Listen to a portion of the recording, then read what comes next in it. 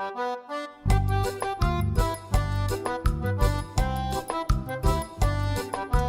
guys, good morning. Hope you're doing amazing today. I'm doing really well, thank you. So, okay, we've got a couple of updates. You've already seen the first one about the book. It's totally ready, and I'm just so thankful and I am so excited. So I'll share a little bit of this with you this morning, and of course we'll have like our weekly message that we do. So yes, the book is ready, Lupita and the Magic of Mexico. And I'm just so thankful, and I'm so excited that we finally got it done. It's a little bit surreal for me because it's my first book. You know, it's my first book that I'm publishing, and it'll be my first of many.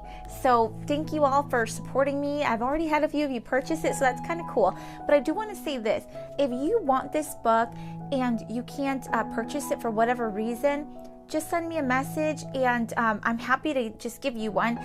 And the reason for that is because, you know, it's cool to say, oh, I sold a book, yay, it's cool, but that's not what it's about for me.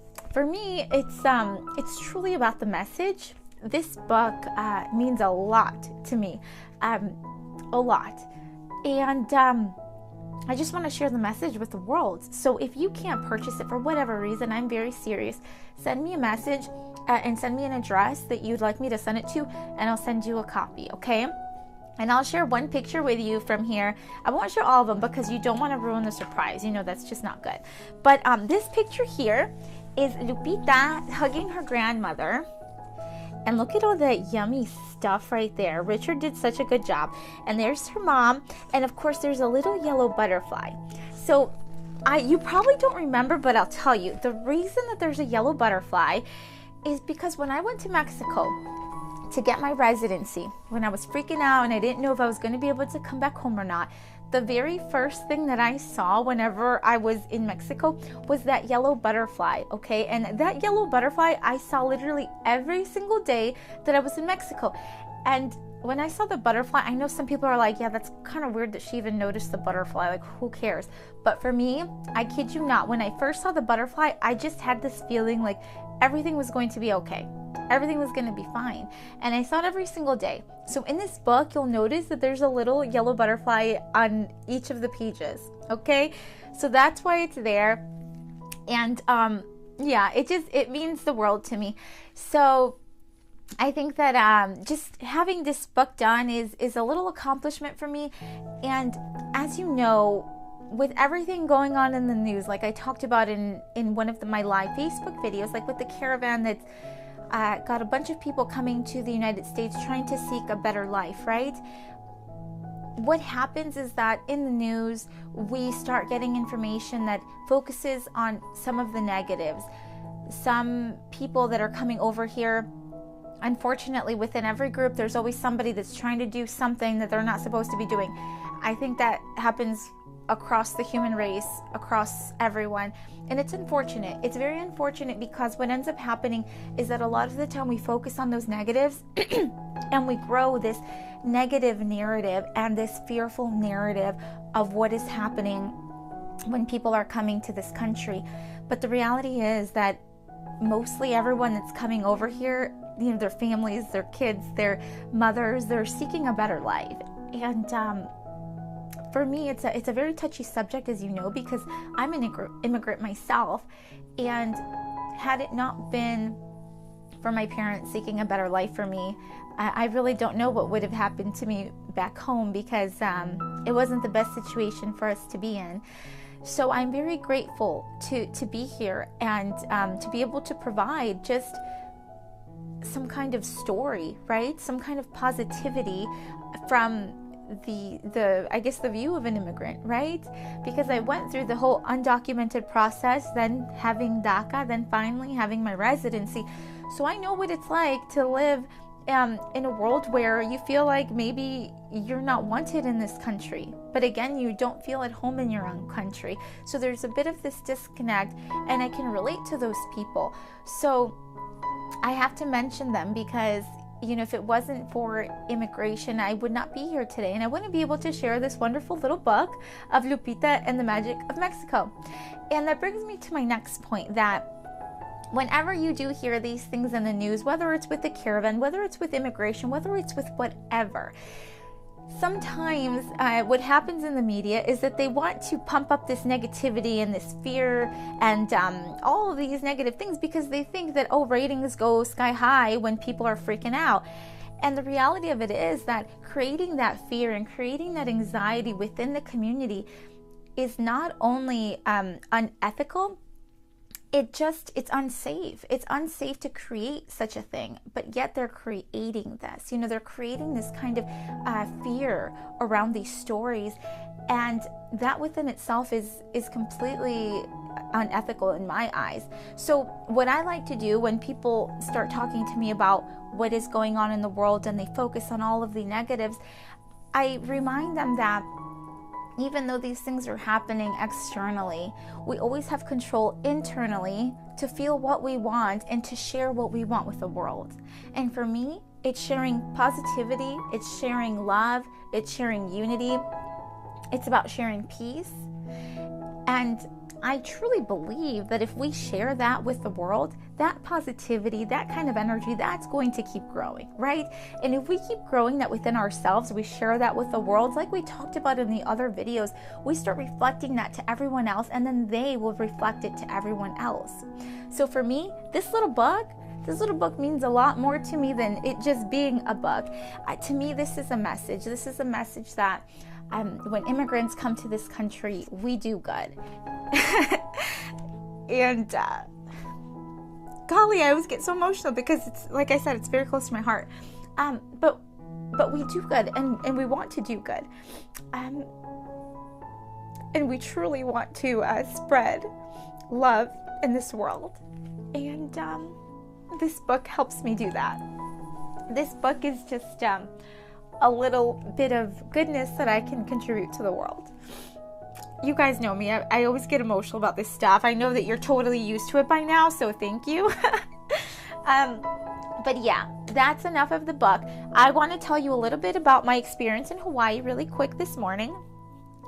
Okay, so Hawaii was amazing. As you know, I shared a lot of the pictures, a lot of the live videos. It was absolutely wonderful. We went to two places. We went to the Big Island, and then we went to Honolulu, which was really amazing because you know how I am. I love to just get to know people and learn about their daily lives, what they're facing. I just love to learn about that, and I love to learn about different cultures because I have a lot of respect for people that are different than me. I want to learn. I want to learn what they're going through. So when I was on the Big Island, I got a chance to meet a lot of wonderful people, including my husband's family, but also people that were not in his family that had been living there their whole lives and were telling me about how it was like for them. And a lot of them repeated the same story. A lot of them spoke about having a lot of love for their island, for nature, for Mother Nature. And they also spoke about the sadness that they felt when they saw their culture being sold. They explained it to me like this. They said that on the Big Island, it's more of the native Hawaiians live there. But then when you start traveling out to other islands like Honolulu, it's very much developed. It's very highly populated, and it's like Chicago, like San Francisco, very city-like. And what ends up happening, according to them, is that a lot of their culture and a lot of what they make is sold in Honolulu, but it's not sold by them. It's sold by other companies, and it sort of makes them feel like they're being taken advantage of, right? Even though Hawaii is part of the United States, there's still a difference in culture there, and they were trying to explain that to me. And I have a lot of respect for their stories, and I think it's important to share these stories because they're not right, they're not wrong, they're just stories, right? And it's important to share them.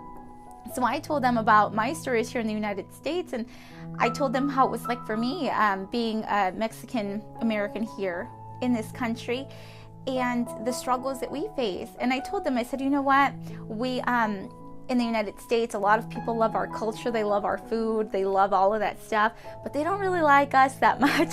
So it's a bit of a disconnect, right? And we talked about that. And we had a lot in common, and I thought that was kind of cool to just be able to share these stories with one another. And I really found it amazing. I loved being there, and I felt so fortunate to be there, to just be able to listen to these people and see what their daily lives look like, and how my life looks like. And just sharing those stories was wonderful, and it was amazing for me.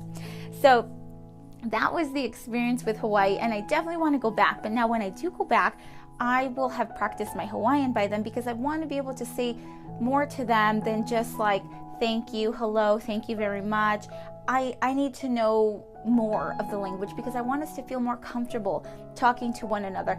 And the reason also is because within the language, as you know, you carry a culture with you within that language. And when you know the language, you can express things differently than you would be able to express them in English. So for me, it's been very important for me to do my videos in English and in Spanish, because with each language, you bring that culture. You bring more of the feelings into what you're saying when you're speaking the same language as the other person. So I look forward to learning some Hawaiian and being able to speak with a lot of the locals there. So that'll be really exciting.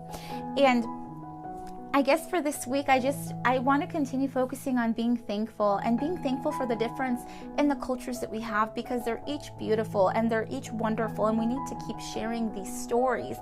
And that is another reason why I've written my little short story here, because I want people to just be able to see the different stories that we all have across cultures, across the world. And I truly believe that stories will help unite us, because once we start talking about our individual story to other people, you start seeing connections, and you start seeing how we have so much more in common. So like I said, for me, this book means so much to me, and it's truly a blessing, and I feel very fortunate to be able to have written it, and to have had the help of Richard with his illustrations, with Alice Osborne as the editor, and with Jose Luis Jimenez Herrera, which was our editor in Spanish. Absolutely wonderful people. And all right, guys, I will leave you with that, because you know I can talk your head off. I do want you to do me a huge favor, though. So as you noticed, we did live videos before on Facebook, and then we do our YouTube videos. Tell me which form you like best, because the YouTube ones take me a little bit longer, but it's not a problem. If you guys prefer the message being delivered via YouTube, let me know. But if you prefer it best on Facebook Live, where I can do something similar to this, but Facebook Live, let me know. I just want to know which way is best. But all right, I will let you go, because like you know, I can keep talking. I hope you guys have a wonderful week filled with love, unity, and peace. Let's keep sharing our stories with those around us, because we know that those will unite us. And please reach out to me if you ever need anything, if you want a copy of this book, and if you can't get it for whatever reason, I will send it to you, okay? All right, guys, love you so much. I'll talk to you later. Bye.